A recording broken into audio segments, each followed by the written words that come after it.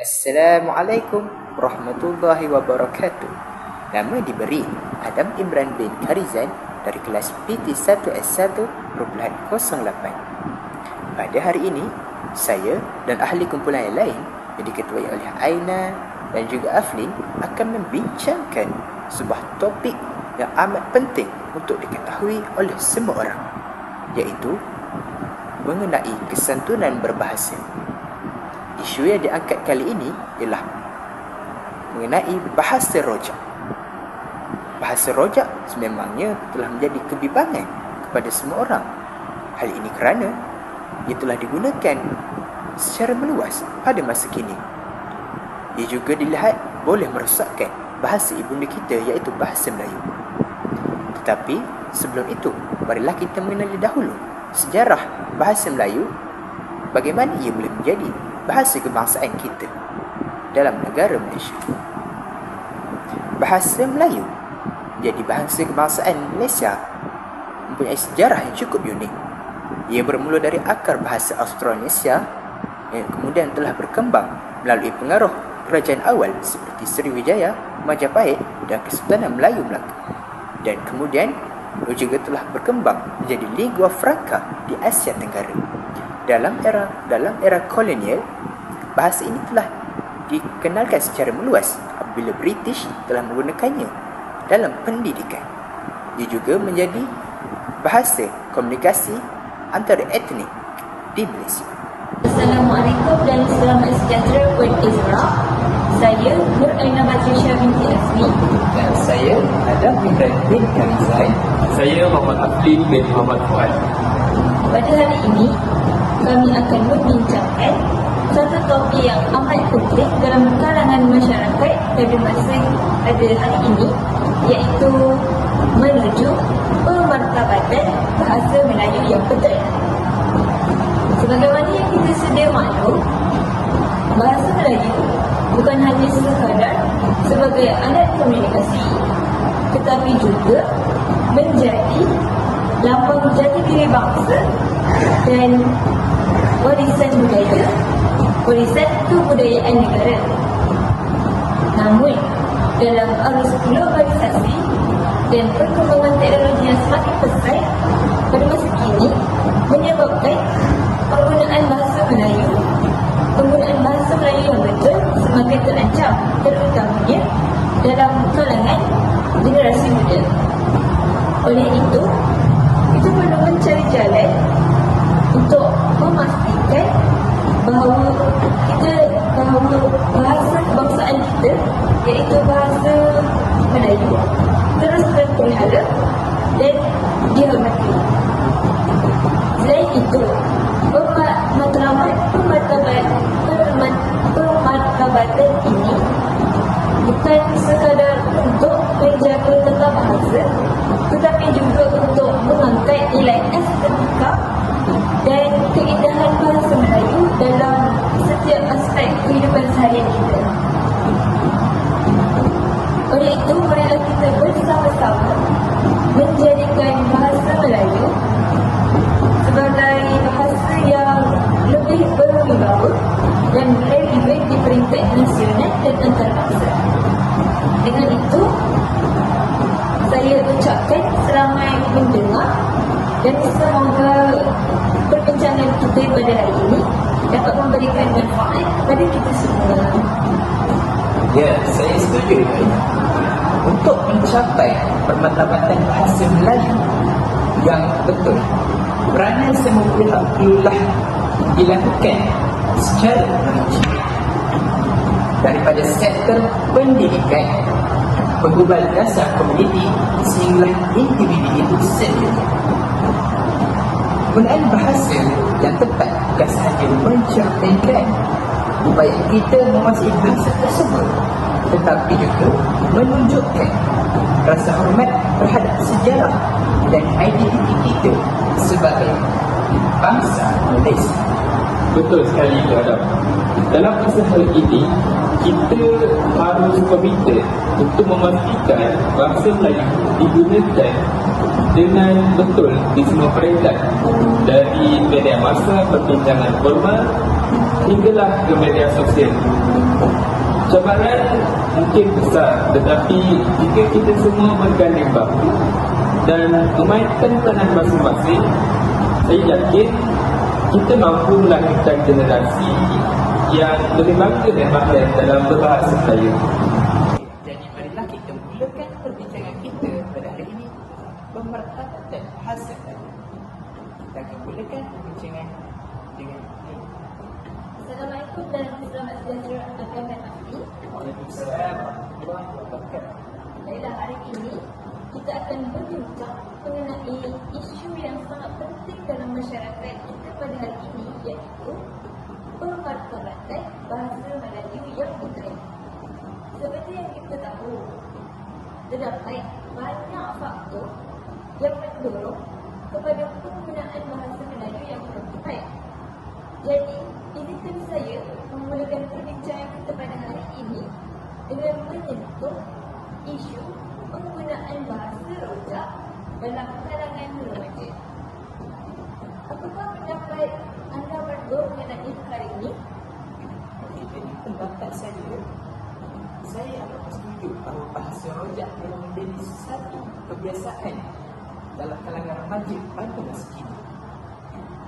Mereka seringlah campur adukkan bahasa Melayu dan bahasa Inggeris. Hal ini juga disebabkan oleh pengaruh media sosial dan kesedaran mereka. Contohnya seperti platform TikTok, YouTube, Twitter dan sebagainya.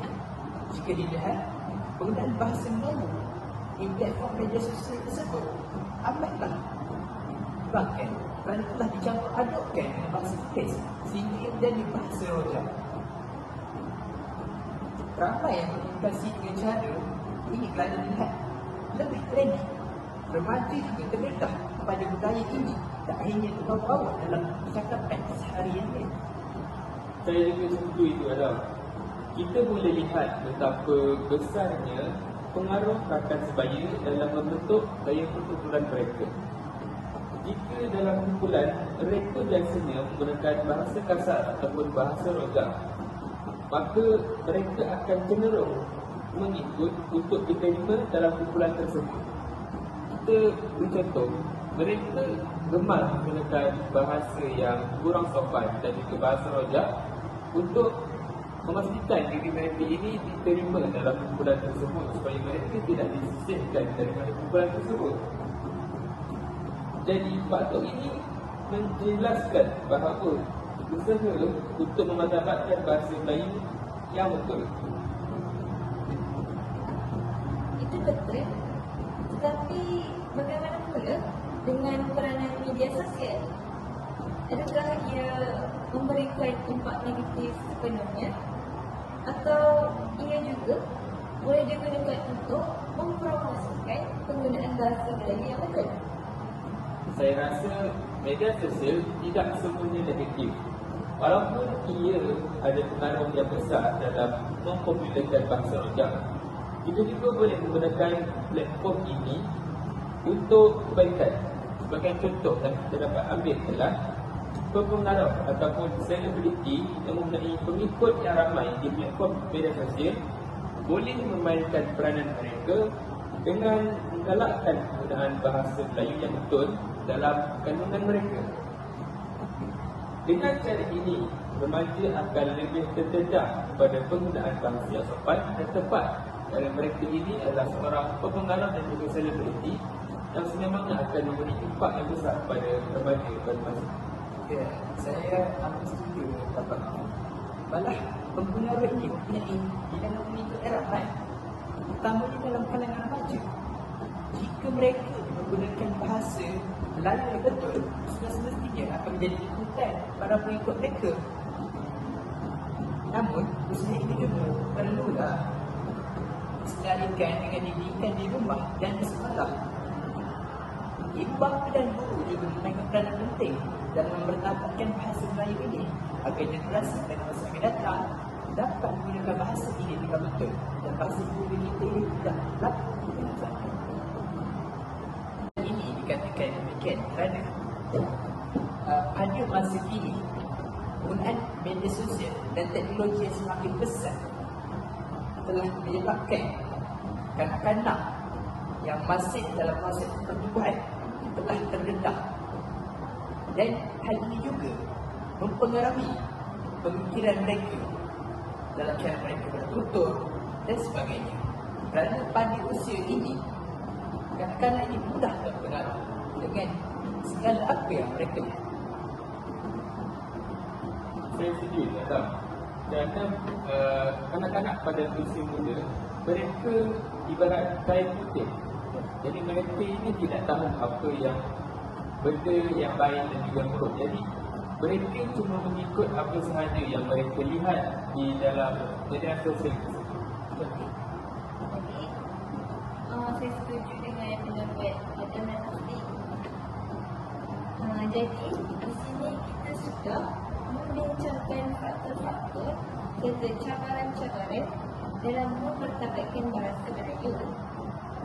Bagaimana pula dengan usaha yang boleh diambil oleh berbagai pihak seperti pihak kerajaan, institusi pendidikan dan masyarakat.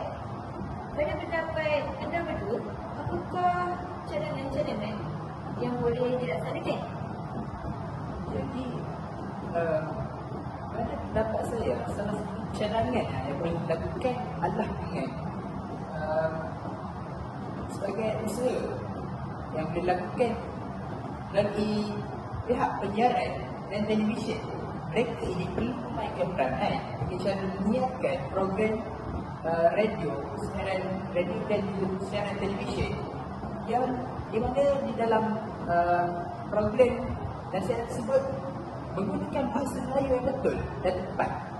Hal ini kerana jika dilihat pada masa kini, program-program televisyen banyak yang menggunakan bahasa rojak. Malahan jika dilihat, tiada lagi yang menggunakan bahasa Melayu ibu kita ini dengan betul.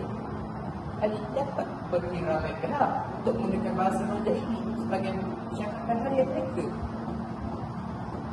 Dan ia juga boleh membantu meningkatkan kesedaran dalam kalangan masyarakat, terutamanya remaja. Okey, bagi pendapat saya pula, saya rasa pihak bukan kerajaan juga boleh memainkan peranan yang sangat penting dengan mengadakan kempen kesedaran. Apabila mereka mengadakan kempen kesedaran ini, ia secara tidak langsung boleh menegur penggunaan bahasa rojak dan juga memberikan galakan kepada masyarakat untuk menggunakan bahasa yang betul dalam percakapan seharian.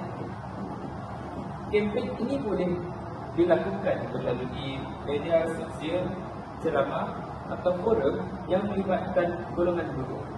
Jadi secara amnya pihak kerajaan juga memainkan peranan yang sangat penting dalam mengungkap masalah ini daripada terus meneluasa dalam kalangan masyarakat dan juga kalangan remaja pada masa itu. Cadangan yang sangat baik. Pada pendapat saya pula, saya terfikir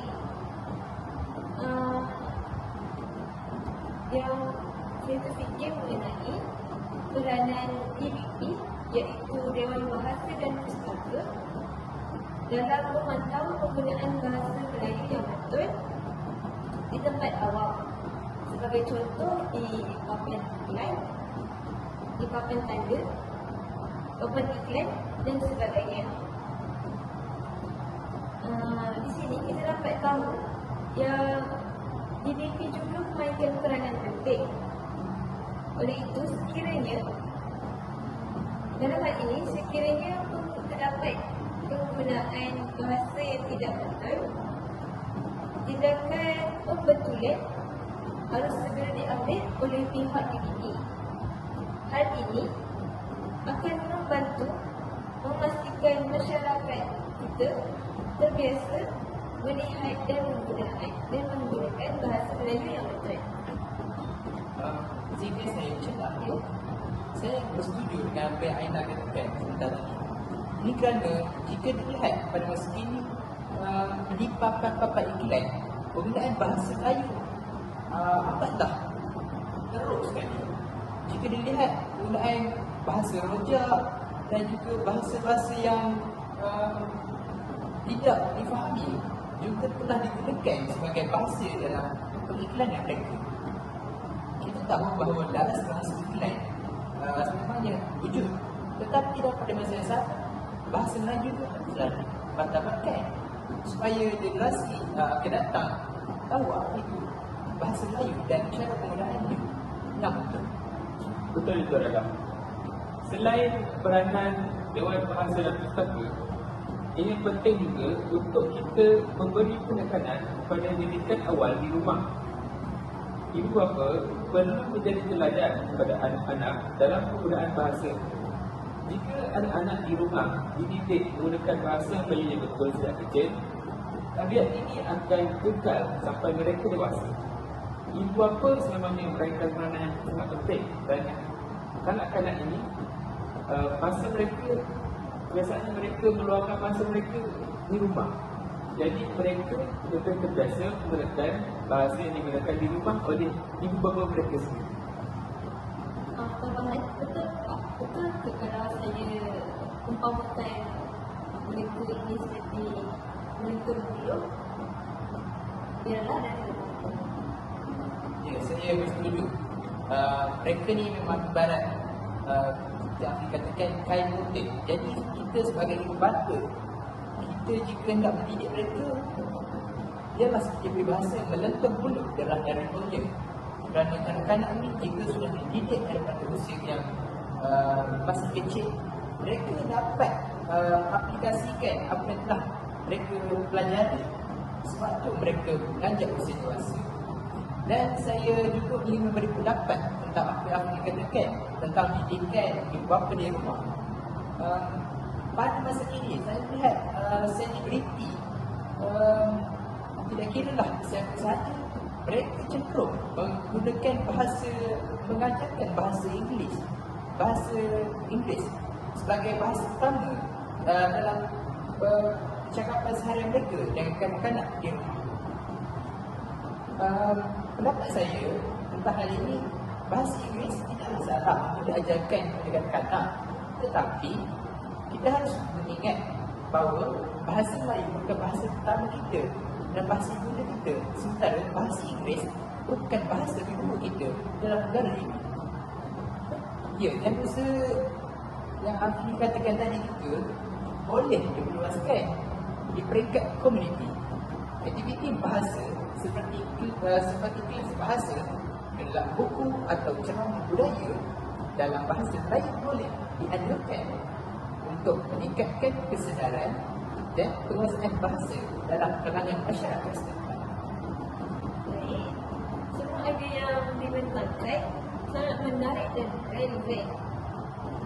Jelas sekali, usaha untuk memantapkan bahasa Melayu yang betul memerlukan kerjasama dari pelbagai pihak. Dengan adanya kesedaran, pendidikan dan sokongan daripada pelbagai pihak, saya yakin kita dapat memelihara keindahan dan keutuhan bahasa Melayu sebagai bahasa kebangsaan kita. Terima kasih semua atas pandangan dan cadangan yang berkenan serta kerjasama yang diberikan. Ya, sama-sama. Sebagai penutup, terdapat pelbagai faktor, cabaran serta usaha yang boleh dilaksanakan dalam usaha menuju pemartabatan bahasa Melayu yang betul. Namun begitu, semua pihak perlulah berganding bahu bagi awal dengan tertib dan memainkan peranan dalam menjaga keindahan dan kesantunan bahasa Melayu. Oleh itu, mari kita bersama-sama berusaha agar bahasa kebangsaan kita iaitu bahasa Melayu terus dijulang Kerana dengan bahasa Melayu yang terjaga dan terhadap, negara kita akan terus terbilang di mata dunia. Ya, saya amat suka dengan perkataan Aina sebentar tadi. Dan sebagai penutup juga, saya ingin menekankan bahawa bahasa Melayu bukan sahaja sebagai alat komunikasi, tetapi juga cerminan pribadi dan jati diri bangsa kita. Dengan mempertahankan bahasa Melayu serta menjadi persatuan berbahasa dalam pertuturan kita, kita sebenarnya mempertahankan warisan budaya turun-temurun datuk nenek moyang kita.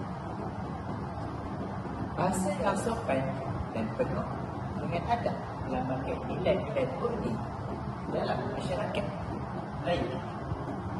Betul, Adam. Kesatuan berbahasa itu sangat penting kerana ia mencerminkan rasa hormat kita kepada orang lain dan menunjukkan sikap saling menghargai. Dalam era globalisasi bangsa berpencabar ini, kita perlu memastikan bahasa Melayu terus dijunjung dan dihormati, bukan sahaja sebagai bahasa rasmi, tapi juga sebagai bahasa yang penuh nilai kesatuan. Jadi, setelah perbincangan kami bertiga mengenai pemartabatan bahasa Melayu, kami ingin menekankan bahawa penggunaan bahasa Melayu perlulah dititik beratkan, terutama pada generasi kita. Saya amat berharap bahawa bahasa ibunda kita, iaitu bahasa Melayu, dapat digunakan dan dituturkan oleh semua lapisan masyarakat, tidak kira yang tua atau yang muda. Jadi, itulah sahaja perbincangan kami pada hari ini mengenai topik bahasa Melayu. Bahasa Melayu jualan negara tertinggi. Sekian. Wabillahi taufiq wal hidayah. Assalamualaikum warahmatullahi wabarakatuh. Sekian.